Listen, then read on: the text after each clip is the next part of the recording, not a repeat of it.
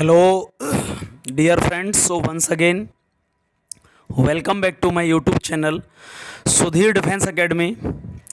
प्यारे साथियों, आप बहुत सारे बच्चों के जो मेरे स्टूडेंट्स हैं और बहुत सारे बच्चे हैं, उनके बहुत सारे डाउट्स हैं कि सर जो एयरफोर्स का रिक्रूटमेंट हो रहा है अग्निपथ स्कीम के द्वारा, उसको हमें ज्वाइन करना चाहिए कि नहीं करना चाहिए।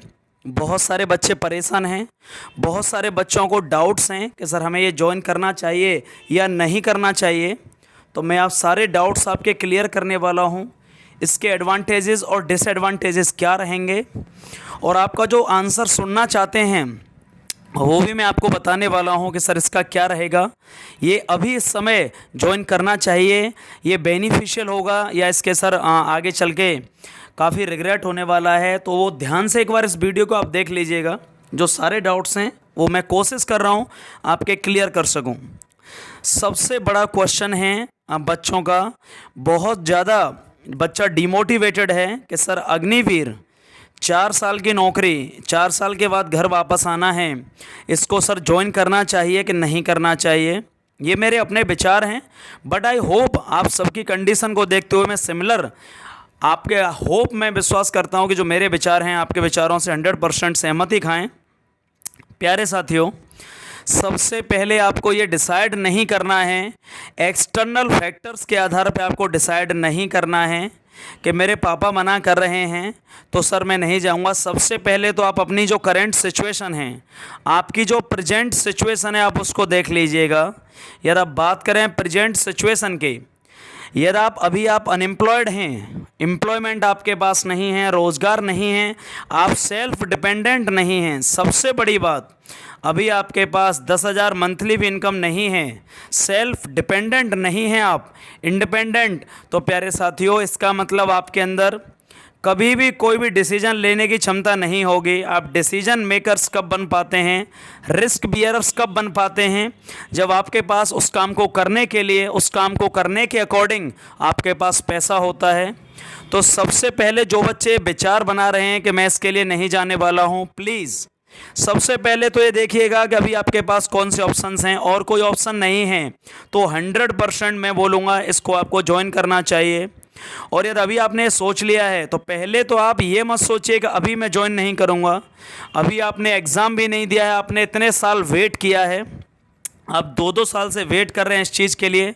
डिफेंस में जाने का आपका सपना था, चलो वो भी बहुत अच्छी बात थी और अभी भी है, लेकिन अभी सबसे जो बड़ा क्वेश्चन अपनी फैमिली की कंडीशन को देखते हुए, और आपको लगता है कि 4 साल के बाद मैं मोटा एक कैलकुलेटेड वर्जन में बताऊं आपको, तो गवर्नमेंट ने ये क्लियर कर दिया है कि 4 साल के बाद आपको लगभग 11 लाख रुपए प्रोवाइड किए जाएंगे, 11,71,000, लगभग 12 लाख रुपए प्रोवाइड किए जाएंगे।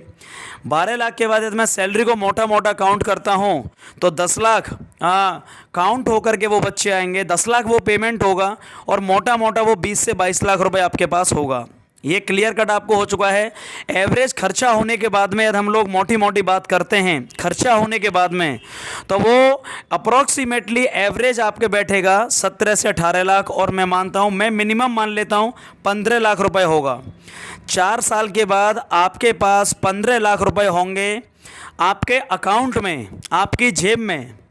सिंपल भाषा में बात करूं, आप रिस्क बियरर्स हो पाएंगे, मतलब उस समय डिसीजन ले पाएंगे। आपको अग्निवीर सर्टिफिकेट दिया जाएगा, चलो उसका भी पता नहीं है उसकी क्या वैलिडिटी होगी, कहां अप्लाई कर पाएंगे, बट बहुत सारी गवर्नमेंट ऑफ स्टेट्स या स्टेट गवर्नमेंट ने आपके लिए, हरियाणा गवर्नमेंट ने बोला 75% हम परमानेंट हायर करेंगे।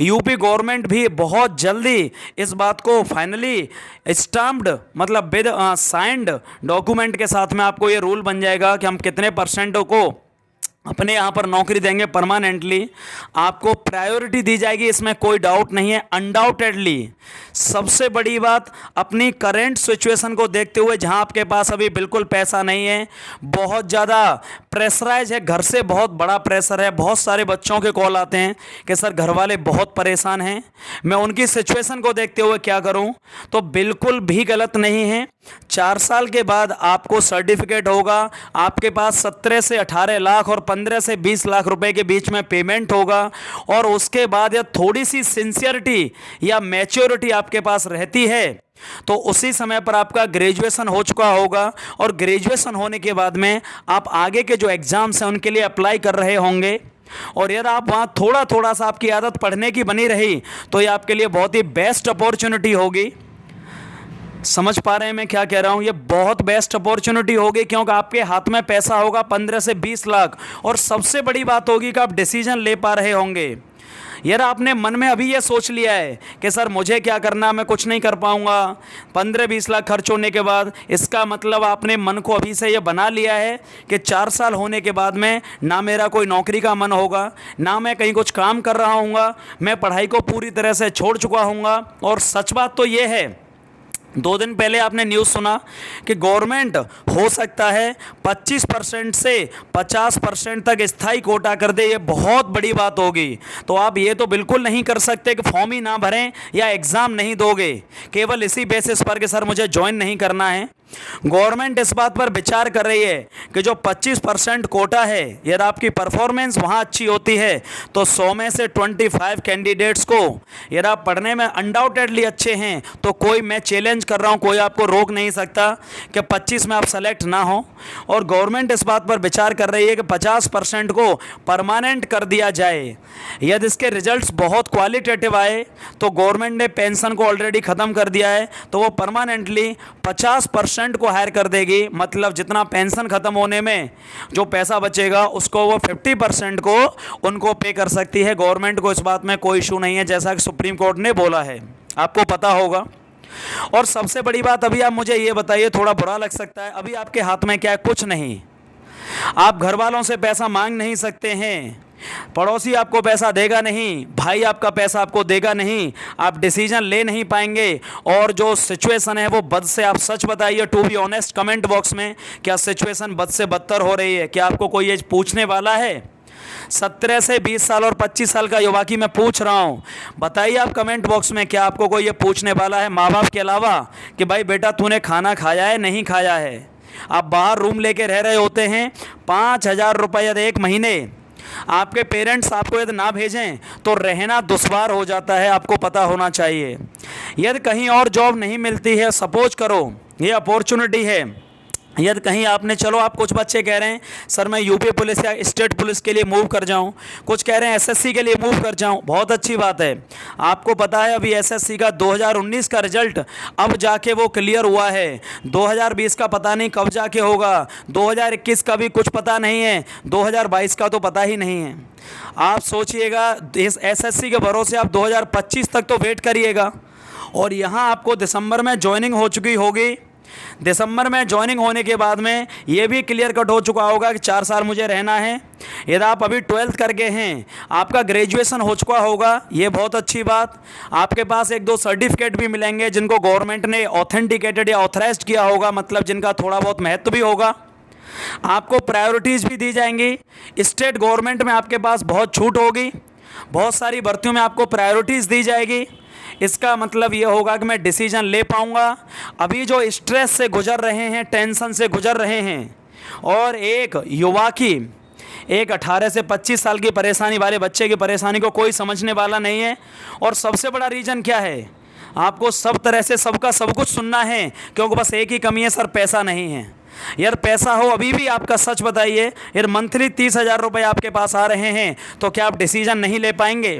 पहले साल 30,000, उसके बाद इंक्रीमेंट है, और 4 साल के बाद 18 से 20 लाख रुपए के बाद आप 4 साल बाद, बिल्कुल मैं ये नहीं कह रहा कि उसको बिगाड़ दीजिए, आप सेव करके रखिएगा और आप प्रिपरेशन जाके, या 4 साल बहुत बड़ा टाइम नहीं है, आप 4 साल बाद फिर से एसएससी का प्रिपरेशन कर सकते हैं, 30 साल तक आप कर सकते हैं, कोई इशू नहीं है।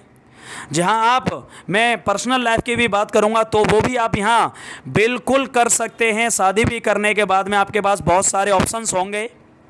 इसलिए अनडाउटेडली यदि मेरे शब्दों में आप पूछा जाए तो सभी प्रॉब्लम्स को देखते हुए गवर्नमेंट का डिसीजन चेंज होगा नहीं, ये आपको पता है। टाइम वेस्ट ना करते हुए और मुझे लगता है कि सभी को जो भी एलिजिबल है उसके फॉर्म अप्लाई करना चाहिए। और अभी आप ये कह कैसे सकते हैं कि मैं नहीं करूँगा, जब आपने एक भी बार एग्ज़ाम निकाला नहीं है, कुछ किया नहीं है, तो आप ये कैसे कह सकते हैं कि सर मुझे नहीं जाना चाहिए। हाँ यार, आपके अंदर थोड़ा बुरा लगेगा, कुछ करने कुछ और कर सकते हैं और औकात है। मैं इस वर्ड को इसलिए यूज़ कर रहा हूँ कि जो बच्चे जिन्होंने कुछ आज तक नहीं निकाला और वो भी ये कह रहे हैं अरे मैथ्स में जाके क्या करूँगा। अरे यार, पहले जाना बहुत दूर की बात है, पहले एग्ज़ाम तो क्रैक करो। 1 महीने बाद एग्ज़ाम है। आपने मन की संतुष्टि के लिए बस ये कह लिया, आपको पता चल गया कि एग्ज़ाम निकलने वाला नहीं है और आपने कह दिया कि मैं जाके क्या करूँगा। पहले आप एग्ज़ाम निकालिए और एग्ज़ाम जब बहुत अच्छा हो जाए तब आप डिसाइड करना कि चलिए मैं अब इसको मैं नहीं जाऊंगा और मुझे दूसरी जगह मूव ऑन करना चाहिए। पहले एग्ज़ाम क्रैक करिए, फाइनल सिलेक्शन लीजिएगा और उसके बाद आप नहीं जाएंगे।